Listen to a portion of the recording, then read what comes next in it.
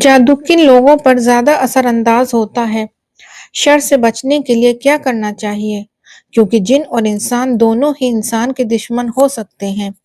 سب سے پہلے انسان کو اللہ سے اپنا تعلق مضبوط کرنا چاہیے۔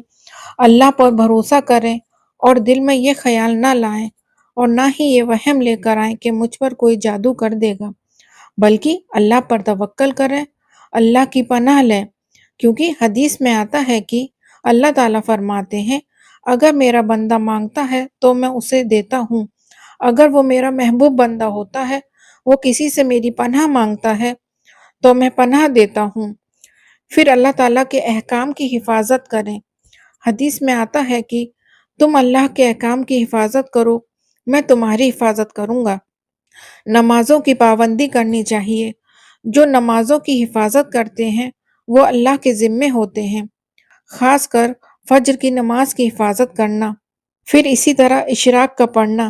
نبی کریم صلی اللہ علیہ وسلم نے فرمایا، اللہ سبحانہ تعالیٰ فرماتے ہیں، اے ابن آدم، تو دن کے پہلے حصے میں میرے لیے 4 رکعت پڑھ لیا کر، میں اس دن کے آخری حصے میں تیری کفایت کروں گا۔ اس کے بعد طہارت کا خیال رکھنا چاہیے۔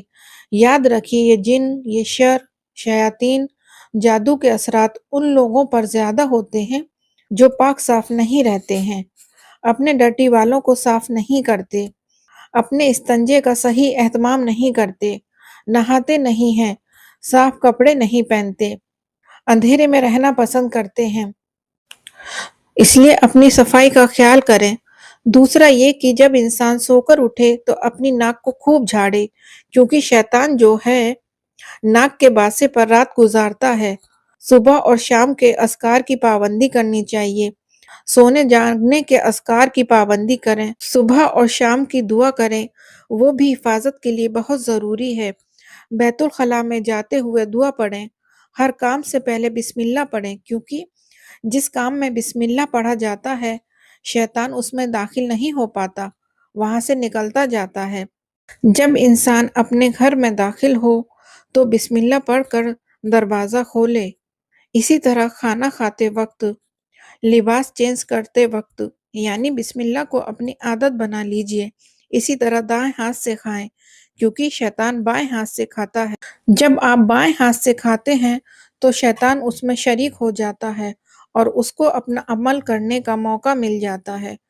پھر مغرب کے وقت خاص طور پر چھوٹے بچوں کو باہر نہ نکلنے دیں، کیونکہ مغرب کے قریب شیطان، جنات زمین پر پھیل جاتے ہیں اور اچکتے پھرتے ہیں۔